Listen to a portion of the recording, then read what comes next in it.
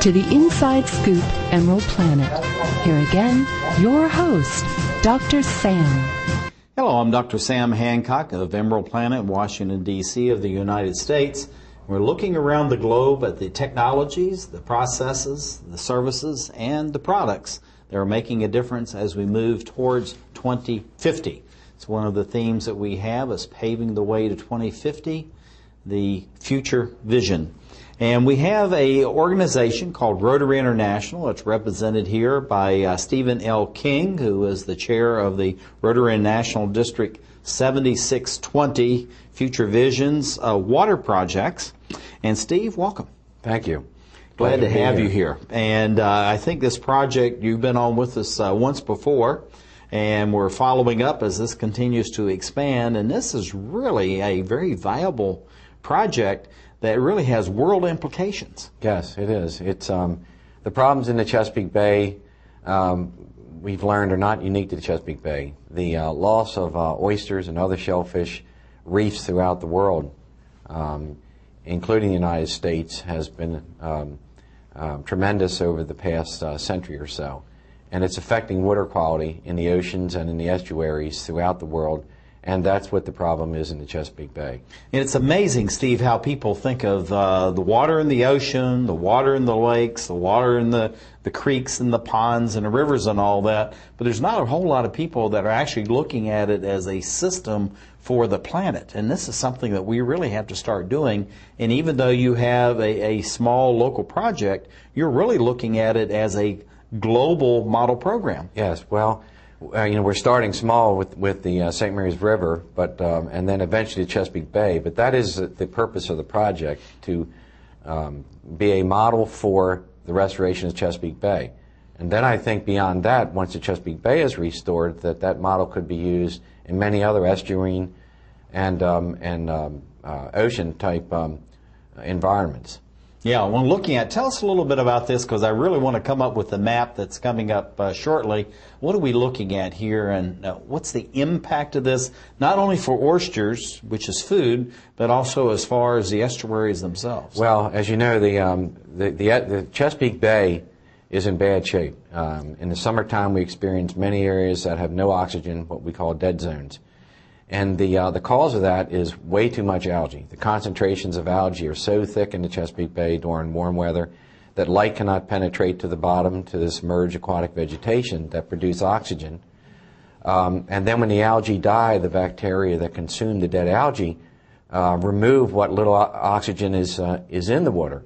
And that kills the fish, it kills the oysters that are down on the bottom where they can't get to the surface where there's more oxygen. So what's happening, Steve, is through the excess, actually, of nutrients going into the water, and then this combination and the multiplier effect, it really is just killing everything around it. Yeah. I mean, what's happened is do you have that graph on? Sure. The graph shows the annual oyster harvest in Maryland and Virginia out of the Chesapeake Bay since 1880.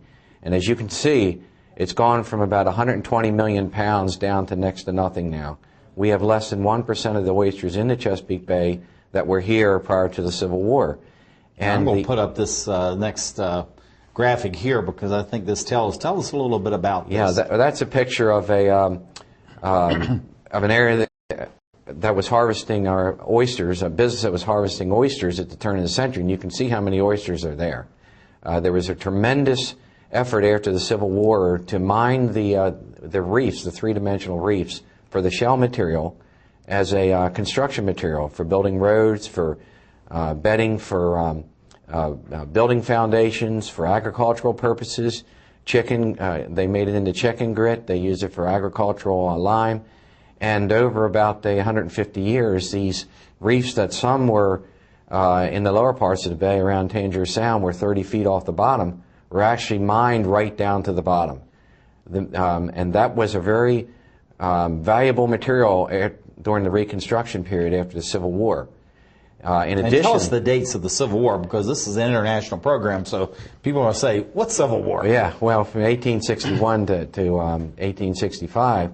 And what happened in 1865 was, because of the need for this material, both the Maryland legislature and the Virginia legislature repealed bans on dredging mechanically dredging for oysters that had been in effect for 60-some years. So what they were able to do then at those early days, they were able to replenish and renew themselves, yes, and keep the food supply coming, and then the shells and all that, the excess, then could be used for the construction materials. But what you're saying is, Steve, they were just taking out wholesalely and just using it for construction materials. Well, that's right. Prior to 1865, the oysters could only be removed by hand, and so it was a slow, tedious process. They didn't take very many. And nature could replace those quickly. But when they repealed those bans on dredging, they estimate there was as many as 2,500 boats out on the ships out on the bay dredging, and it didn't take long by the turn of the century, as you could see from that prior graph, where the habitat that went from the bottom to the surface and cleaned the bay water, they estimate every 3 days there were so many oysters on this habitat that used to exist in the bay. Every 3 days they could clean the entire volume of the bay and filter the algae out of the bay.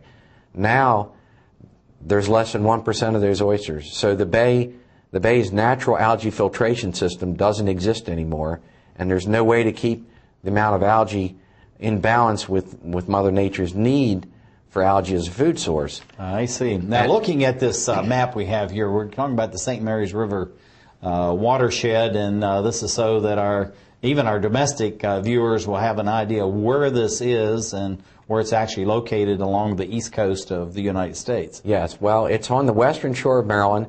St. Mary's County is the furthest south in Maryland, and it's the original county of Maryland. It was established in 1864 by English settlers, and the St. Mary's River is actually where those settlers came on shore. And right next to the site of this demonstration reef is historic St. Mary's City and historic St. Mary's College. Now, what was that date again? 1864. 1864. I'm sorry, 1634. I was going to say, I think it was much earlier than that. 1634. 16. Yeah. Now, looking at this, and I know you have the college involved, and that's a very fine college. Yes. It's nationally, internationally ranked, and it's amazing you have that type of resource in this area that many people would think, even that close to Washington, D.C., is way out there. Yes, it's quite a drive. Now, looking at now this new oyster reef, tell us about what is a new oyster reef, and let's bring this slide up. So we can share this with our viewers. Okay, what we're going to do is we're going to create a three-dimensional reef. We're going to build a reef that will go from the bottom of the river to within 1 foot of the surface of the river at low tide. And eventually, when the oysters inhabit the reef, those oysters will actually come out of the water at low tide. This is the way oysters used to exist. Unfortunately, after this mining that took place over the last 150 years or so, all the reefs were leveled to the bottom, and so the oysters now live on what we call bars, which is the worst place that they could live because that's where the least amount of oxygen is. That's where the sediments end up smothering them. But on a three-dimensional reef, that keeps them above the sediments that occur from erosion, and it allows them to filter the algae out of the entire water column. And improve the dissolved oxygen. And some of the studies that have been done with less extensive vertical reefs in other parts of the bay have shown that changing the currents by this vertical structure brings a whole lot more food to the algae, to the oysters, much more algae and other plankton for the oysters to eat. And I've seen some U.S. Army Corps of Engineers work that shows oyster densities as much as 1,000 per square meter, from less than a dozen up to 1,000 per square Looking meter. at this is the site where you're actually working, and this is really very important for people to know, because I know this is something you're using to leverage and share with estuaries all across the globe about what you're doing, the experimentation. So tell us why you have this particular layout. Well, it's intended to. We did a lot of research. We hired two of the professors, Dr. Bob Paul and Chris Tanner of St. Mary's College, to research all of the work that had been done so far throughout the United States to determine what is the best way to build the reefs. And the alignment of the reef is set, and the design of it to encourage as much as possible the oyster growth. And so we're giving the oysters a jump start. It took 5,000 years to build the reefs that were destroyed after the Civil War. We obviously can't wait that long for them to rebuild themselves. Well, you and I may not be around in 5,000 years, so maybe we're going to get it done now. We're creating their structure, and it will consist of 24 mounds that will be as tall as 8 feet and 9 feet of water at low tide, down to 4 feet and 5 feet of water. Those are closest to shore. And you can see they're lined up parallel to the shore, and they're arranged in a pattern that we believe will encourage the oysters' growth. And at the same time, we will then watch the oysters fill in the areas in between those mounds. Each mound will be 20 feet in diameter or 3 meters in diameter. Well, this is very important, and this is what you're talking about as far as the distance from the shore. And also, too, you're going with the flow of the river, so it brings actually the food stock into the oysters instead of just having it natural. As you say, you're jump-starting, you're helping the oysters to increase their size and also the amount of water they can actually filter. That's right. And they will, they'll originally begin growing on the reefs, mounds themselves. But they will then, through the natural process, move horizontally and vertically. We expect over time they will actually grow right up onto the shore and out of the water at low tide. That is absolutely incredible. So looking at this, what are we looking at here? We only have about a minute left, so we need to be quick, Steve. This is a graph that shows how the oyster harvest in Maryland and Virginia since 1880 has declined. Most of this is due to habitat destruction. These vertical reefs were mined. Overfishing, and then the disease that hit in the 2 diseases in the 1950s and 60s. This is a picture that, or a drawing that shows horizontal and vertical arrangement of the reef. This would be a 4-foot tall reef using reef balls. Half the reef is going to be made out of reef balls. These are pictures of the reef balls. These are man-made, and we have 90 of them already made by volunteers. The other half of the reef will be out of recycled concrete because it's not clear which is the best material.